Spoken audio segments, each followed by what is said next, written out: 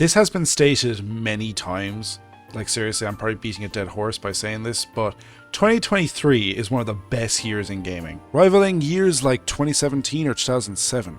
For crying out loud, 2017 brought us like Breath of the Wild, Resident Evil 7, Super Mario Odyssey, Prey, Splatoon 2, Hellblade, the list goes on. And 2007, probably, arguably, the best year in gaming.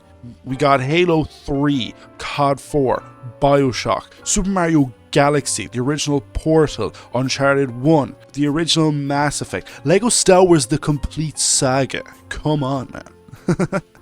So to say that this year rivals them is a huge achievement. Rarely do we get a year where we get banger after banger after banger. Like, you get the point. Both from AAA studios and indie development teams. Unfortunately, a lot of those developers were laid off this year, which is such a shame. I do hope that they get back on their feet soon. The quality of these titles made me try out so many different types of games, some of which I never would usually try, which really excites me, especially when I'm looking for new games in the future to play. Before we begin, I just want to clarify a few things. Some big games like, for example, Jedi Survivor, Spider-Man 2 and Tears of the Kingdom will not be on this list. It's either because, I don't own a PS5, the game is broken on PC, or I just haven't got around to finish it. That last point was for Tears of the Kingdom. I didn't have time to finish it in time for this video. I'm actually kind of glad that I didn't play as many big games this year as maybe try out the smaller, more obscure games, some of which may be on this list. Also, this is just my opinion, so don't get mad if I put a game somewhere that you don't agree with. Please put your own list in the comments below. But first, let's start with some honourable mentions.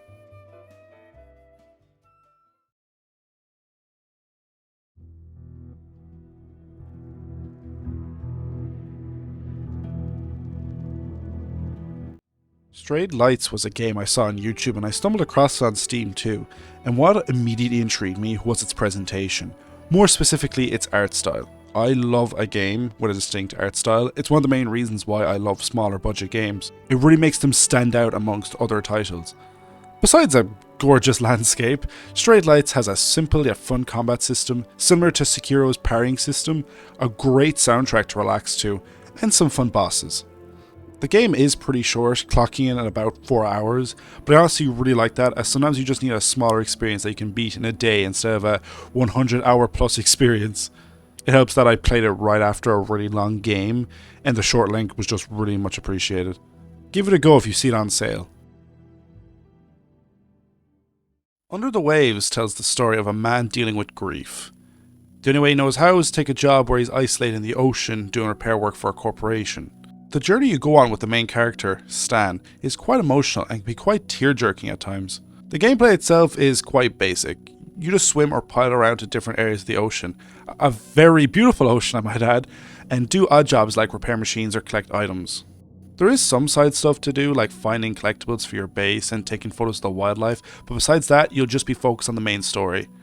The only major gripes I had is that the game could have been a bit more polished with its facial animations. When Stan is pouring his heart out, it's hard to focus when his mouth moves like this. I was out on assignment when you called and... There's also a few sections where you're forced to walk, and after a few of these, it gets a bit grating. I will warn as well that it's not for everyone, as the game can be a bit depressing at times. Runtime is between 5 to 7 hours, depending on if you do side content. If you don't mind these things, then give this emotional journey at the bottom of the sea a try. Time to get to the top 10.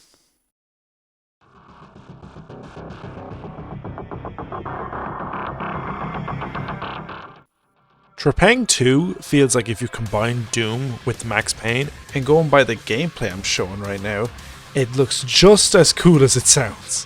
Trepang 2 is a very fun shooter that allows you to use a nice variety of weapons while also being able to cloak and slow down time, which leads to a lot of great moments of ass kicking.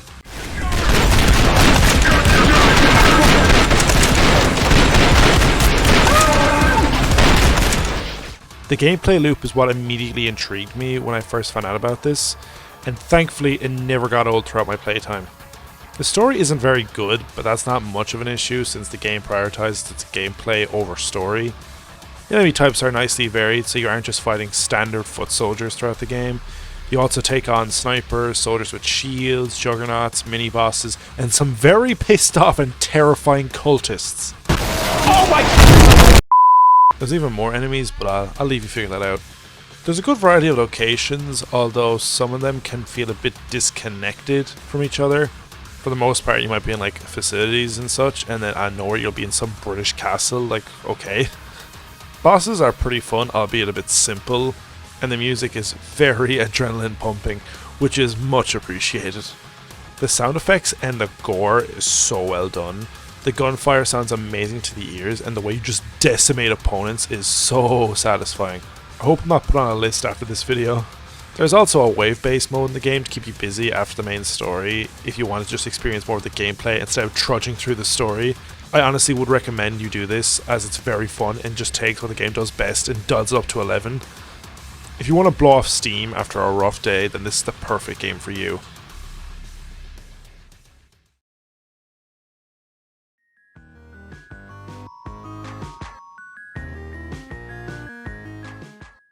Talk about taking the world by storm, huh? If you haven't heard of Lethal Company by now, then I'd be very surprised. But for the 3 people who haven't heard about it, it's about yourself and up to 3 other friends travelling to desolate planets to gather scrap to meet a quota for your company.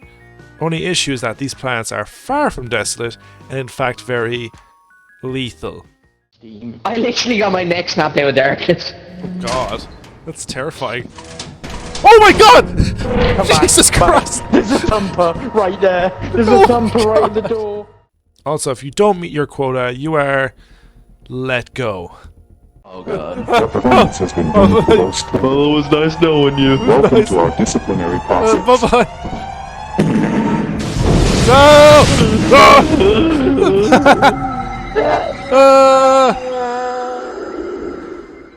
The gameplay loop is very simple. All you do is gather scrap while avoiding monsters in these locations.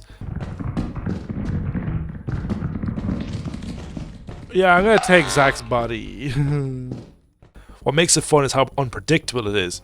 No 2 games are the same, as the layouts are always randomized and the monster behavior is pretty unpredictable most of the time, which leads to some hilarious and equally horrifying clips. What?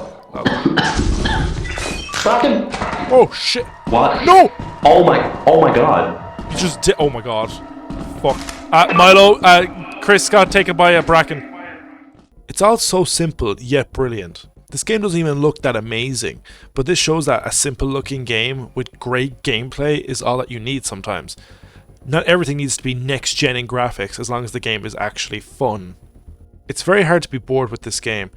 It was one of my favourite multiplayer experiences of the year, thanks to its great gameplay and the people I played it with. Seriously, you had to play this with friends, or the experience just isn't the same. It's amazing that this was made by one guy, and it's doing better than Call of Duty. How embarrassing. This game is comedy horror, executed to perfection.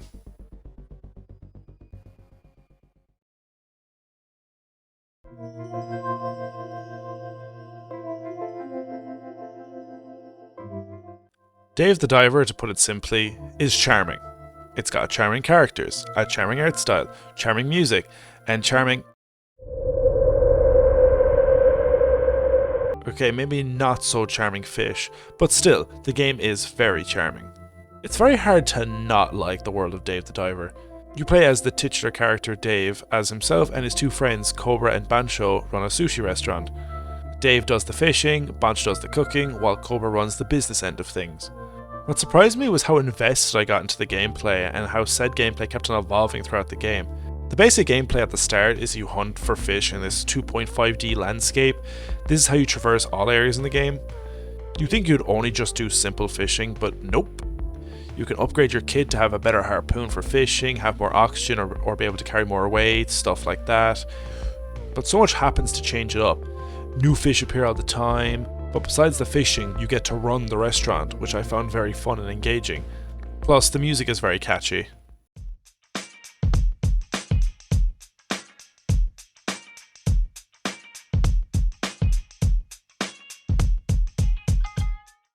Also, these small cutscenes you get of Bancho preparing food is always hilarious.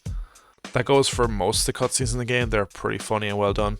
The many side characters introduce new content too, like taking pictures of certain fish, collecting rare fish for your collection, or doing actual boss fights. Yeah, I didn't think I'd be beefing with huge leviathans in the ocean, but here we are. The story is surprisingly deep for a game like this. It kept me engaged and it led to a lot of fun and varied gameplay sections. I never thought this game would do stuff like this, and it kept on surprising me throughout, so I never felt bored. It helps that the game looks great and feels good to play in general. The polish is off the charts. My only major criticism is that the game does drag a bit in its second half. I do like the gameplay loop, but I got tired of it near the end, although I wasn't entirely bored because there was things to help spruce it up. For example, you unlock a fish farm to help simplify catching fish. It's like the game knew that you would eventually be bored of catching fish by its second half. Maybe it's just me, maybe I'm the only one that has this issue. Still, there's plenty of content to keep you engaged, with the swimming and the fishing, managing the restaurant, playing the many mini games, and exploring the beautiful world. There's very few charming experiences like it.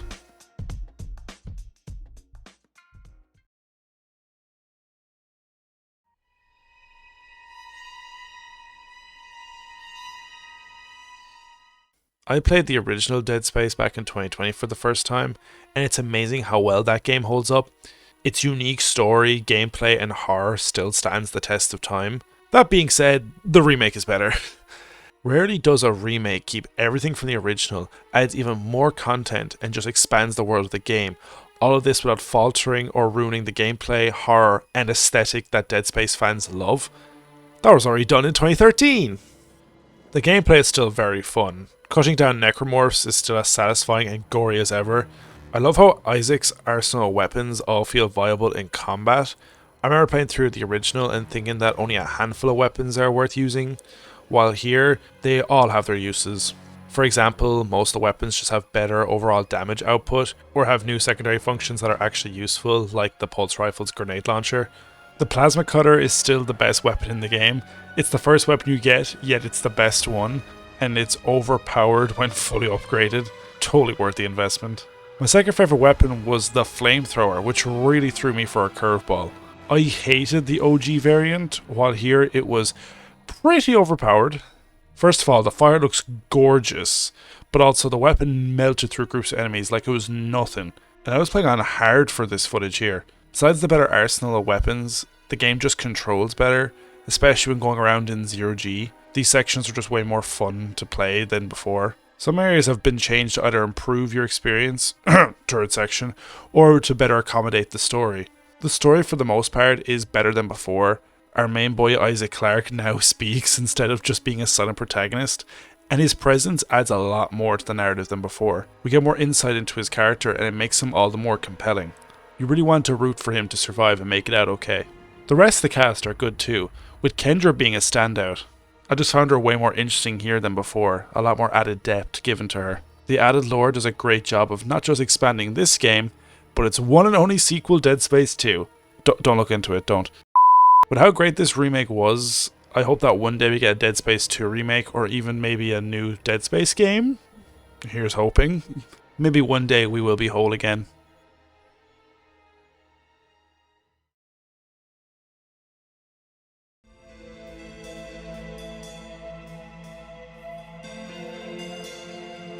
This game is a prime example of taking a simple concept and expanding it as far as you can go to make a thrilling experience.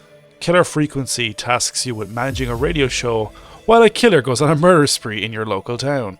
People will call in, either just to chime into the show itself, or they will call you for help, and then you are tasked with helping said person escape their death by the hands of the killer. The game is carried by its dialogue and characters. You never see anyone in person, not even your radio partner next door. Yet you create genuine connections with so many characters, and I found myself laughing at many points despite the constant threat of being murdered. The game can be pretty nerve-wracking too, as sometimes you're tasked with leaving your station to collect certain items, and the idea that this killer could be anywhere makes you paranoid as hell. The gameplay itself is very basic. All you do is walk around and click buttons on certain objects. You do have to remember which buttons do what, as you will have to use them a lot throughout the night. You are still managing a radio show after all. The real reason why this game is as high as it is though is that you can do this. Please! No! You don't have to do this! Ah! I think I'm gonna be sick. 10 out of 10. masterpiece. There are multiple outcomes to the story too, so the game encourages replayability. Or you could just save scum like me. Don't tell anyone, shush. This one is a short and sweet experience. You could get this done in one sitting. It's another truly unique experience from this year. If you're looking for a different horror thriller experience, then seek this out. I'm sure it'll make you scream.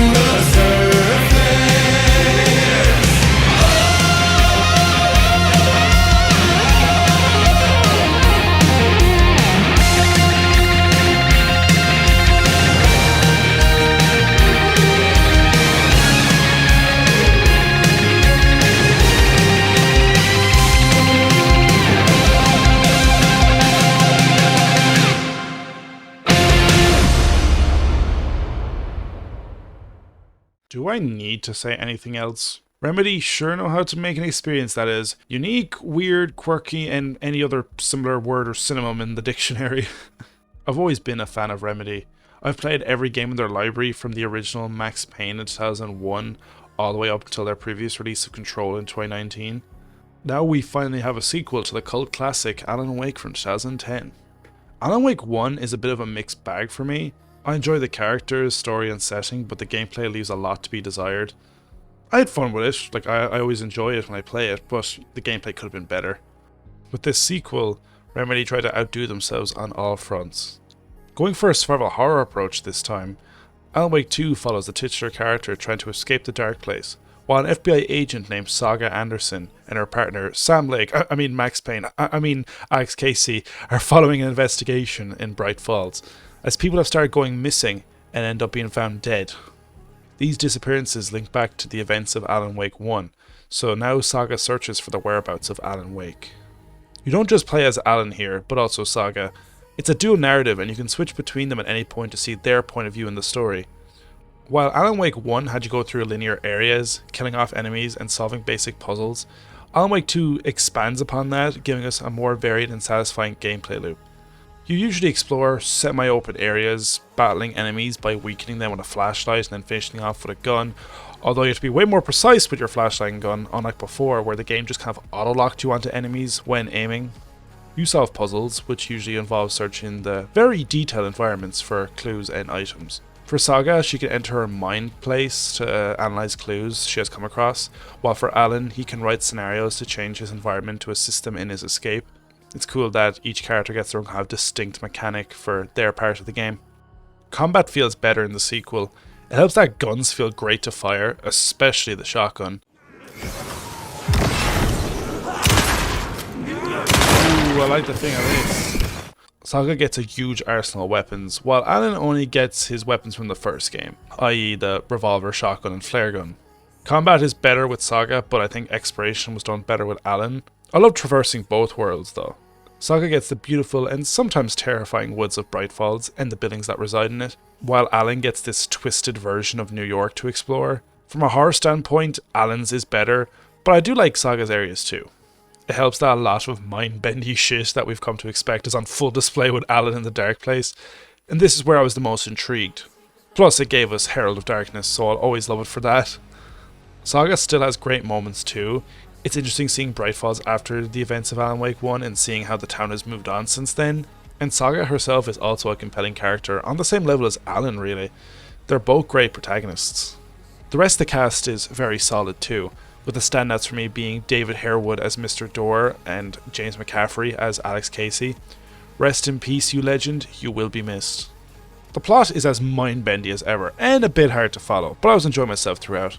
The only major issues I had were that I experienced a good few visual bugs throughout my game, And a few game-breaking ones, like I once fell through the map, so that was not fun. I had the right specs for it too, so like I don't know why I was experiencing issues, but hopefully it was fixed in a later patch. My only other issue is that the game relies way too much on jump scares for its horror. A lot of the time the game builds up a great atmosphere and builds the tension organically, and I'm on the edge of my seat for a lot of these moments, but other times the game just has loud flashing images in your face to scare you, and it's kind of annoying. It gets pretty annoying after a while. It's fun at first, and then yeah, just come on, like once was enough, a few times was enough, and after a while it just gets way too annoying. This mostly happened when encountering a boss enemy, which made the bosses less fun to fight, which is a shame because I actually think they're pretty decent boss fights. If the game was less reliant on these types of scares, then I think this game would be higher on my list. Still, this game was a very solid experience, and Remedy deserved all the awards they got at the Game Awards. If you're a fan of Remedy or horror or mystery, give this game a try.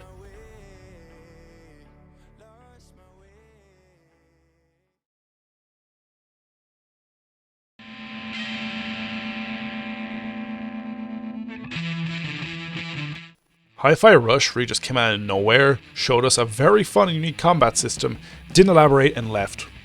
Enough said. Let's move on. Who cares? Jokes aside, this is probably the most different and out there game this year. I've played rhythm games, and I've played beat-em-ups, but I've never played a game that combines the two and does it flawlessly. All while having a fun and charming cast of characters that carry you through its 14 to 15 hour campaign. The game follows the typical beat-em-up formula, as you start with just basic attacks, but as you progress you learn more moves to spice up the combat and increase your combos. The combos and moves themselves are very fun and just cool to look at. The difference here is that you have to fight to the beat of the music. Well, you won't fail if you don't, but you won't be able to do certain moves or attain high scores, so you should probably just fight to the beat of the music. Since the music is so diverse, every combat encounter feels new and fresh. And also that the soundtrack is fantastic. The story is simple but fun, and it has its emotional moments. Chai is a fun protagonist, and his friends are distinct and memorable too. The villains are very cartoonish and dickish, which makes their downfall all the more satisfying. This is very brief compared to the other games on this list, but I don't have much else to say without going into a full in-depth review. The combat is amazing, it's fun to platform around each level, and the game's art style is great to look at. It's on PC and it's on Xbox and it's on Game Pass, so you have no excuse not to play it if you have that subscription. It's one of the best beat-em-ups of all time in my book.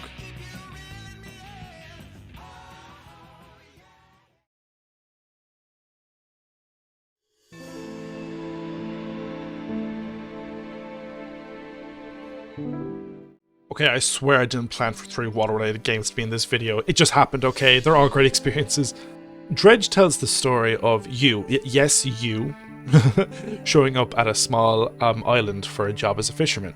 Your boat is wrecked in the storm on the way there, so you have to get a crappy old one to start the game. All you do at the start is collect fish and other scrap and sell it to vendors on different islands. You then spend your hard-earned money on upgrades for your boat. You can also do odd jobs like deliveries or collect special fish, stuff like that. Fishing in this game is way more satisfying here than in Dave the Diver, which is one of the reasons why I think this game is higher. Obviously you aren't just doing that, otherwise it'd be a pretty basic game and not worthy of being number 3 on my list. You quickly get roped into a plot of mystery and intrigue that involves all the major areas in the game. You have to solve a mystery while balancing out your job, and that's where a lot of the fun comes from. You can't continue the main quest unless you build yourself up and explore the world. Side exploration will lead you all over the map to quirky side characters with their interesting quest lines that add a lot of lore to the world, and their quests are usually very entertaining. The favorite parts of the game though are the atmosphere and the monsters. Yeah, you heard me. I'll start with the less frightening thing first. For a game that's set in the middle of the ocean with only a dozen or so islands, everywhere feels unique and varied and is great to explore. This is one of my favorite game worlds to explore this year. It also helps that the boat feels great to control. I never had any issues maneuvering it. Unfortunately for those who have a horrible fear of the ocean or fish, well, you'll be dealing with this, and that, and a lot of other things that are terrifying. These creatures you encounter are terrifying, but they are a nice challenge to overcome, as a lot of them block main story progression. I don't have an innate fear of the ocean, but if I saw that fucker coming at me, I'd shit my pants. The most terrifying part of the game though is when it's nighttime. It combines the amazing atmosphere of the game with the horror of the ocean, and now I have shat myself. The game has a panic meter. If you're out in the ocean for too long without rest, or are out in the middle of the night for too long, your character will start experiencing hallucinations. You might see a monster that isn't really there, or a rock will appear out of nowhere, stuff like that. This adds a whole new layer to gameplay, as you have to take care of your own mental health if you want to perform competently at your job. Damn, it's just like real life. The great mystery this game presents, along with its beautiful world and unique mechanics for gameplay, is why it's in my top 3.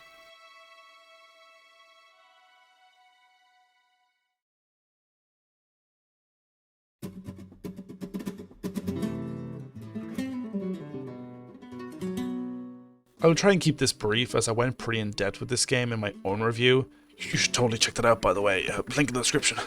But I will reiterate that this is a kick-ass remake by Capcom. They thankfully did not ruin the original classic by making some cheap cash grab. This was a remake done with passion and soul put behind it, and it does enough things differently to warrant its own playthrough as well as the original. I still prefer the original slightly, but both are amazing. The combat is still as satisfying as ever, with every weapon feeling great to use, for the most part. Enemies are varied and fun to take down, and the world has been perfectly updated to the modern era. We get more insight into the lore of this game, and characters get more depth across the board. The only thing my review didn't cover was the Separate Ways DLC, which came out afterwards. I'll cover it briefly now. It was a solid expansion of the main game. We get to see sides of the story that we couldn't see before as we were following Leon. Now we're following Ada, and it's nice that we get more depth with her, even if I'm still not entirely sold on the actress's performance. I like the new bosses we got, and seeing Wesker actually be involved in the plot somewhat was a nice touch. The expanded and remixed areas of the castle, village and island were welcome additions also. Overall, it's a solid DLC that I would recommend playing. Once again, I ask you to check out my review if you want to know more about arguably one of the best horror games of this generation.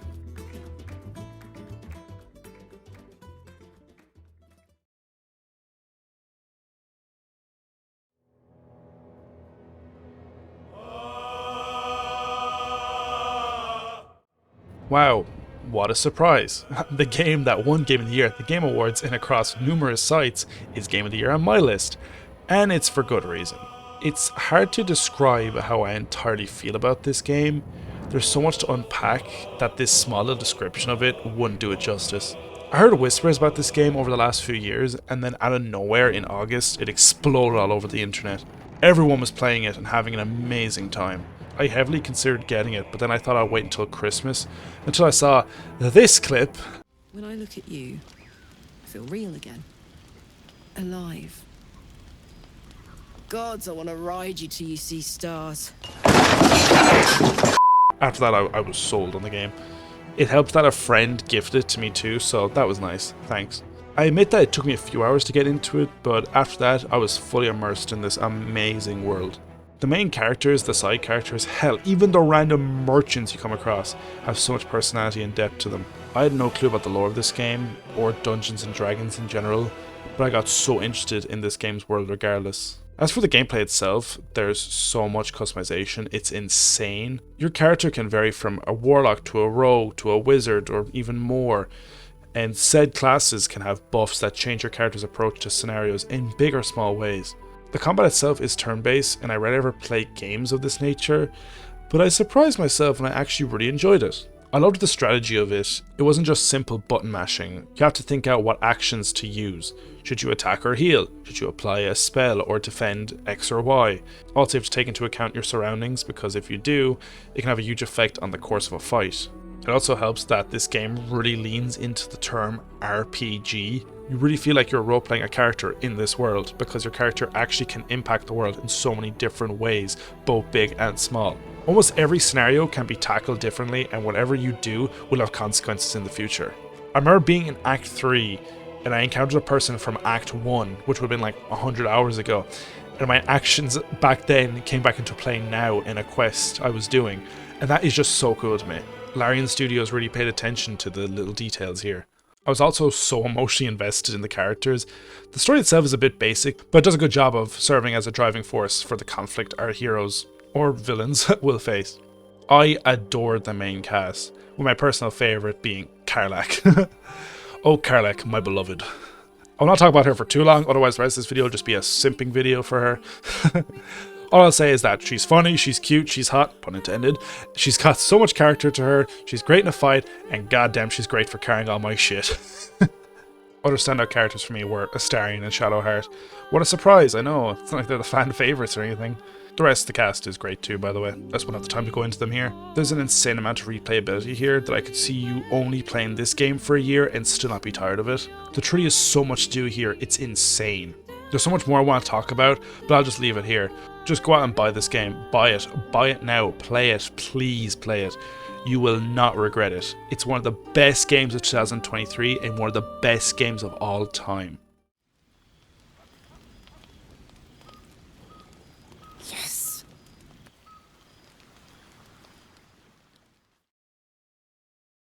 $100 million, name something you like your girlfriend to do to your face. I want to say sit on it. Yeah!